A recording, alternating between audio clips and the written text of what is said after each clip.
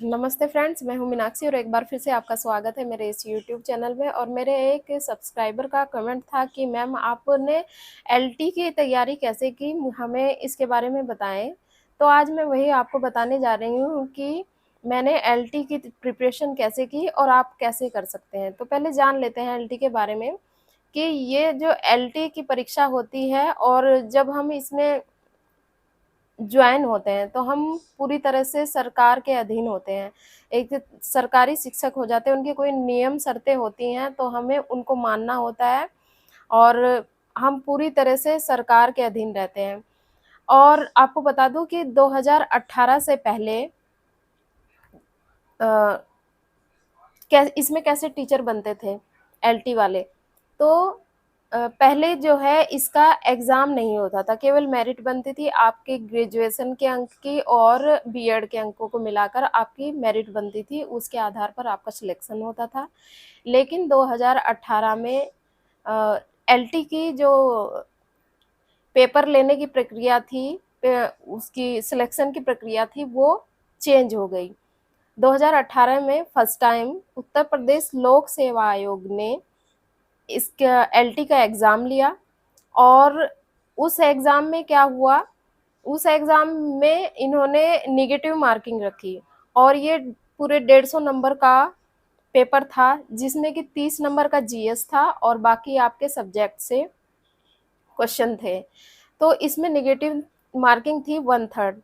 यदि आप एक क्वेश्चन सही करते हैं और 3 क्वेश्चन गलत कर देते हैं तो आपका अंक 0 हो जाता है। तो ये प्रक्रिया थी और बहुत हार्ड अब ये हो गया है, क्योंकि नेगेटिव मार्किंग का नाम सुनकर ही डर लगने लगता है। और लोक सेवा आयोग ने पेपर लिया था तो पेपर हार्ड भी आता है, काफ़ी हार्ड हो जाता है। तो आपको इस चीज़ से, खैर आपकी अगर तैयारी अच्छी रहेगी तो आप इस चीज़ से डरने की कोई बात नहीं है, आप अपनी तैयारी अच्छी रखिए। और हाँ, अगर आप एलटी में चयनित हो जाते हैं, एलटी जीआईसी में, तो आपको 9th-10th के बच्चों को पढ़ाना होता है। और अगर आप जीजीआईसी में चयनित होते हैं तो आपको 11th-12th की क्लासेस लेनी होती है, आप लेक्चरर हो जाते हैं। और यहाँ पर पूरा जो नियंत्रण होता है वो टीचर्स के ऊपर सरकार का रहता है। और अगर आप बात करें टीजीटी और पीजीटी की, वहाँ पर टीचर तो सरकारी ही होते हैं, लेकिन वहाँ पर एक मैनेजमेंट होता है, एक प्रबंधन समिति होती है जो कि अपने आप में फ्रीडम होती है, उनकी आज़ादी होती है, लेकिन यहाँ पर इनकी शर्तें होती हैं। तो मैंने आपको बता दिया। अब आपको मैं बताती हूँ कि मैंने इसकी प्रिपरेशन कैसे की थी। तो देखिए, काफ़ी समय से मेरी तैयारी चली आ रही थी और मैंने इसकी प्रिपरेशन कैसे की, मैंने जो है कुछ किताबें थी मेरे पास, जैसे प्रतियोगिता साहित्य की किताब थी, उसमें उसकी मैं डेली उसको प्रैक्टिस करती थी, पीछे उसमें प्रैक्टिस सेट भी दिए थे और उसमें आगे किताब में डिटेल दी गई थी। तो मैं एक टॉपिक डेली ले लेती थी, उस टॉपिक को पढ़ती थी, याद करती थी और फिर प्रैक्टिस सेट उसमें पीछे दिया गया था तो वो भी करती थी। और एक प्रैक्टिस सेट मैंने यूथ पब्लिकेशन का भी लिया था और एक और लिया था, तो उसी से मैंने प्रैक्टिस की और बार-बार प्रैक्टिस करती रही, प्रैक्टिस सेट खूब लगाए मैंने। और 9th, 10th, 11th, 12th की जो सरकारी बुक्स होती हैं उससे मैंने पढ़ा, उससे मुझे बहुत हेल्प मिली और काफ़ी सारी हेल्प मिली मुझे उनसे। मैं आपको भी कहूँगी कि अगर आप भी तैयारी कर रहे हैं, अगर आपको किताबें मिल जाती हैं पुरानी वाली, तो उनसे उनसे आप तैयारी कर सकते हैं। क्योंकि मैंने देखा है कि पेपर तो उसी पैटर्न पर आ रहा है, लेकिन अभी सभी सरकारी स्कूलों में जो है वो एनसीईआरटी की बुक्स कंपलसरी हो गई हैं, तो सब बच्चे एनसीईआरटी की बुक से पढ़ते हैं। तो हो सकता है कि एनसीईआरटी की बुक से ही आए पेपर, लेकिन अभी पैटर्न बदला नहीं है, वो हो सकता है अब पुरानी किताबें आपको ना मिले, लेकिन आप प्रैक्टिस सेट ज़रूर लगाइए।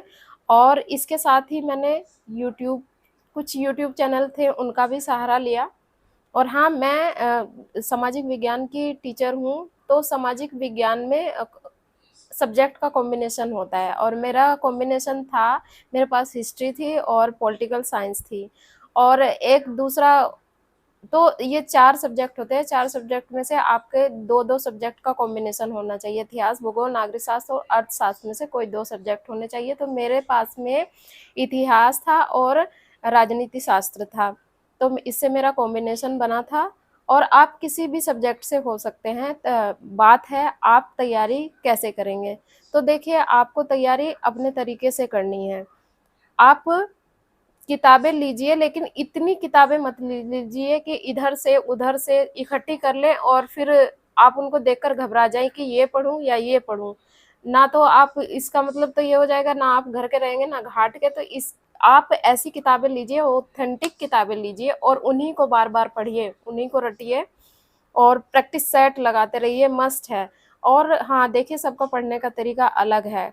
कोई नोट्स बनाकर पढ़ता है, कोई, किसी की मेमोरी पावर इतनी तेज होती है कि वो एक बार पढ़ता है और उसको सब कुछ याद हो जाता है, लेकिन मेरे साथ ऐसा नहीं था।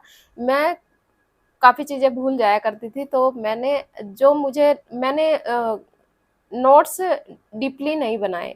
जो चीज़ें मुझे लगता था, अगर मैं कोई यूट्यूब चैनल देख रही हूँ और उसमें मुझे कुछ चीज़ लगी कि ये इम्पोर्टेंट है, तो मैंने उस सन को या उस जो वो होता था उस सेंटेंस, उसको मैं कॉपी में नोट कर लेती थी।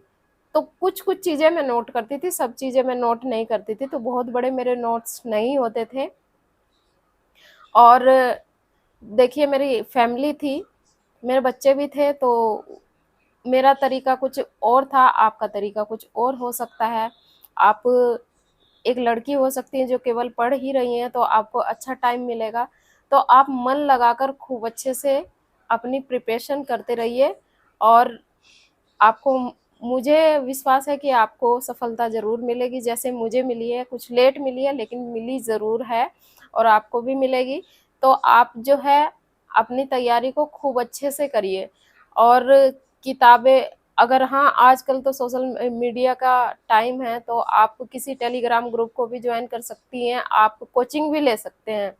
आप कोचिंग भी ले सकती हैं, किसी कोचिंग को ज्वाइन कर लीजिए, ऑनलाइन कोचिंग। अगर आप बाहर नहीं जा सकती तो आजकल तो ऑनलाइन कोचिंग बहुत सारी हो गई हैं, तो आपको करा देंगे। अगर आपको ये लगता है कि मैं अपने से नहीं कर पाऊँगी और मुझे ज़रूरत है कि हाँ, कोई मुझे बता दे कि मुझे यहाँ से तैयारी करनी है, तो आप किसी कोचिंग की सहायता ले लीजिए। लेकिन अगर आप अपने से कर सकती हैं, सेल्फ स्टडी कर सकती हैं, तो आप अपने से भी एक कर सकती हैं, अच्छे से कर सकती हैं।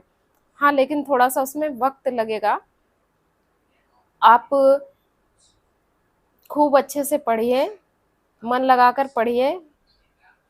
तो फ्रेंड्स, मैंने आपको बताया कि मैंने कैसे तैयारी की और आप कैसे कर सकते हैं। आप अपने तरीके से अपनी तैयारी को करते रहिए और जमकर तैयारी करते रहिए। और बस, अगर कुछ छूट जाता है, कुछ मैं आपको बताना भूल गई हूँ, तो मैं अगली वीडियो में आपको बताऊँगी। और हाँ, बस लास्ट में जाते-जाते आपसे यही कहना चाहूँगी कि मंजिल उन्हीं को मिलती है जिनके सपनों में जान होती है, पंखों से कुछ नहीं होता, हौसलों से उड़ान होती है। तो मिलते हैं नेक्स्ट वीडियो में।